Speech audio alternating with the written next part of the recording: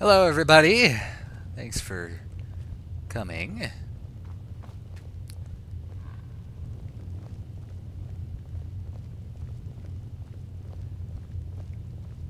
Hi. How's it going? Boing. Please take your seats so we can begin. I hope that we have all come here in the spirit You of... insult us by bringing her to this negotiation? You're Chief Talos Hunter? That didn't take long. Here, here. I have every right to be at this negotiation. I need to ensure that nothing is agreed to here that violates the terms of the White Gold Concordat. She's part of the Imperial delegation. You can't dictate who I bring to this council. Please, if we have to negotiate the terms of the negotiation, we will never get anywhere. Perhaps this would be a good time to get the Dragonborn's input on this matter. By Izmir's beard. The nerve of those Imperial bastards, eh? To think that I would sit down at the same table with that. Thalmor bitch. Either she walks or I do. What's the harm? Besides, Tullius doesn't really want her here either. Maybe so, but bringing her here is a deliberate provocation. Tullius needs to know I won't be pushed around. If you let Tullius have his way on this, he'll have to give ground later. It feels like a mistake to me. But I'll bow to your judgment on this. But she is to observe, nothing more. We are not negotiating with her. Is that clear? Ulfric, why so hostile? After all, it's not the Thalmor that's burning your farms and killing your sons. She's supposed to be on our side? You know exactly... No. Not this time. Now that that's settled, may we proceed? I have something to say first. Here we go. The only reason I agreed to attend this council was to deal with the dragon menace. There's nothing else to talk about. Unless the Empire is finally ready to renounce its unjust claim to rule over the free people of Skyrim. I knew he wouldn't be able to resist. A temporary truce to allow the Dragonborn here to deal with the dragons, nothing more. I consider even talking to the Empire a generous gesture. Are you done? Did you just come here to make speeches, or can we get down to business? Yes, let's get this over with. Are we ready to proceed? Jarl Ulfric, General Tullius, this council is unprecedented. We are gathered here at the Dragonborn's request. I ask that you all respect the spirit of High Hrothgar, and do your best to begin the process of achieving a lasting peace in Skyrim. Who would like to open the negotiations? Yes, let's get down to it. We want control of Markarth. That's our price for agreeing to a truce. So that's why you're here, Ulfric? You dare to insult the Greybeards by using this council to advance your own position? Jarl Elisif. General, this is outrageous. You can't be taking this demand seriously. I thought we were here to discuss a truce. Elisif, I said I'd handle it. Ulfric, you can't seriously expect us to give up Markarth at the negotiating table. You hope to gain in council what you've been unable to take in battle, is that it? I'm sure Jarl Ulfric does not expect something for nothing. Yes, that'd be entirely out of character. I want in return. Wait, General, you don't intend to just hand over Markarth to that traitor? This is how the Empire repays us for our loyalty? Enough. First, let's be clear. This council wasn't my idea. I think it's a waste of time. You are a traitor to the Empire, and deserve a traitor's death. But I at least will negotiate in good faith. Since we're all here at your request, I'd like to hear what you think Markarth is worth. What Markarth is worth? Riften, probably. The rift would help secure our communications with Cyrodiil, and threatened Ulfric's southern flank. You heard the man, Ulfric. We've made you a fair offer. Are you serious about these talks, or are you just here to posture? I expected better from you, Dragonborn. I came here in good faith, and now it seems you help the Empire at every turn. As for you, General Tullius, I see now that Galmar was right. Talking to the Empire is just as useless as ever. If you think you can hold Markarth, you're as deluded as your Emperor when he signed away our freedom to the Thalmor. Skyrim will never again bow to your false empire. Let's go, Galmar. I should have listened to you in the first place. You always were a fool, Ulfric. You're no better at diplomacy than you are in the battlefield. Stop! Are you so blind to our danger that you can't see past your petty disagreements?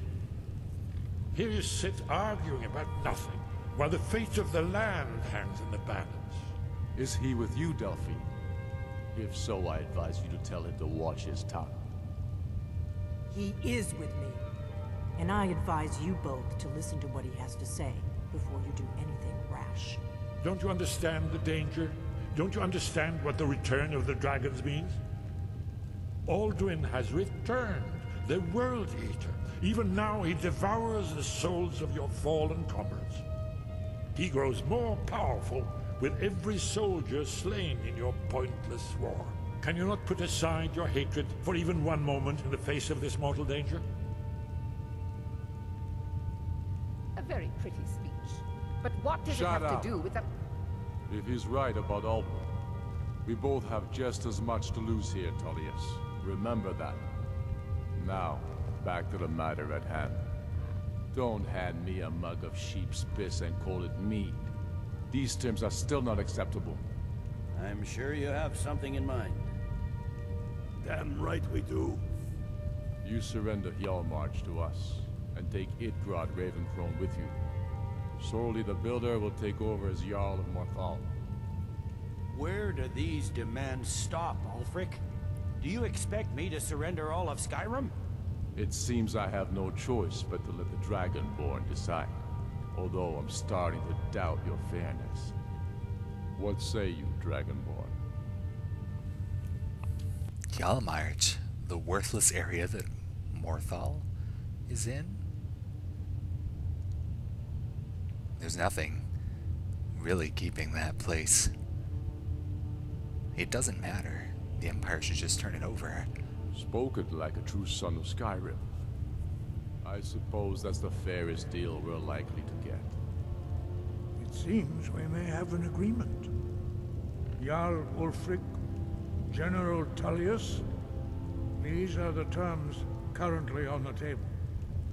Markarth will be handed over to Ulfric's forces, Jarl Igmund will step down, and Thongvor Silverblood will become the Jarl of Markarth. The Stormcloaks will withdraw from the rift, allowing Imperial troops unhindered access.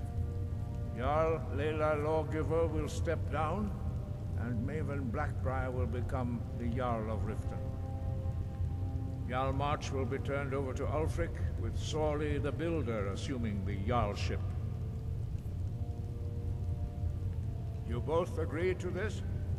The Sons of Skyrim will live up to their agreements, as long as the Imperials hold to theirs. What about you, Elisif? Are these terms to your liking? Speak up! I'm sure General Tullius is waiting to do your bidding. I have nothing to say to that murderer. General, you've proven yourself a good friend to Skyrim.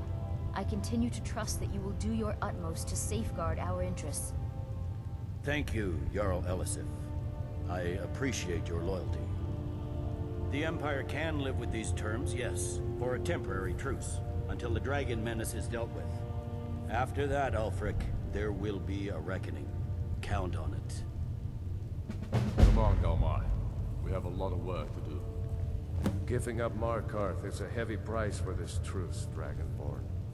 I hope it was worth it. Jarl Balgruf, I assume you are familiar with the Dragonborn's plan? Yes, I'm ready to do my part. Just say the word, and my men will help you spring this trap. But the difficulty remains how to lure a dragon to Dragon's Reach at all. Well, that's an excellent question. You haven't overlooked that little detail, have you? Ah, I believe I can be of help here. I anticipated the problem. While you were arranging this meeting, I was busy in the library of Skyhaven Temp, an unguessed trove of lost lore. But the important thing is that the Blades recorded many of the names of dragons they slew. Cross-referencing this with Delphine's map of dragon burial sites, I believe I've identified one of the dragons that Alduin has raised up. How does that help us? Don't you see? The names of dragons are always 3 words of power, shouts.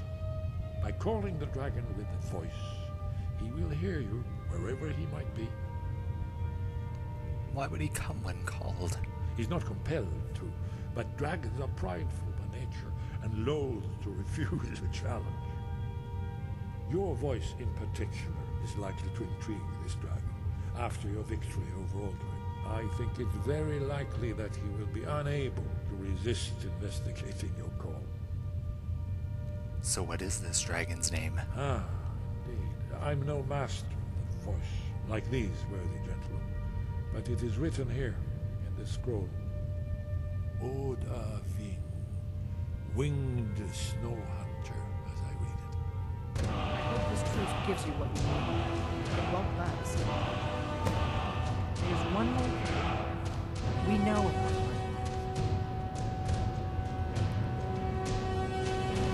about her. You know about what? Parthenax, the dragon that the Greybeards have been protecting for all these years. He needs to die. He deserves to die. And it falls to you to kill him. Until he's dead. Well, I'm sorry, but we would dishonor our oaths as Blades if we continued to help you. Why? Make your choice, Dragonborn. You're either with us or against us. Why does he need to die? Here's the big picture. He helped Alduin enslave our ancestors. He may have betrayed Alduin in the end, but that makes him worse, not better. We can't afford to give Parthenax the opportunity to betray us in turn and return to his old master. Listen, he's been here for hundreds of years. He'll be fine. I won't kill him.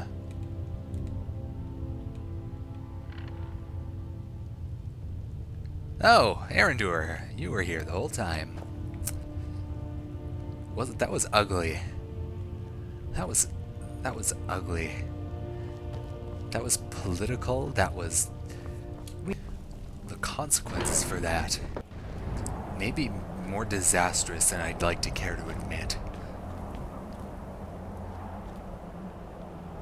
But now we descend the stairs, return to Whiterun, and call a dragon. I think we're going to make that an episode, Internet people. Thanks for watching.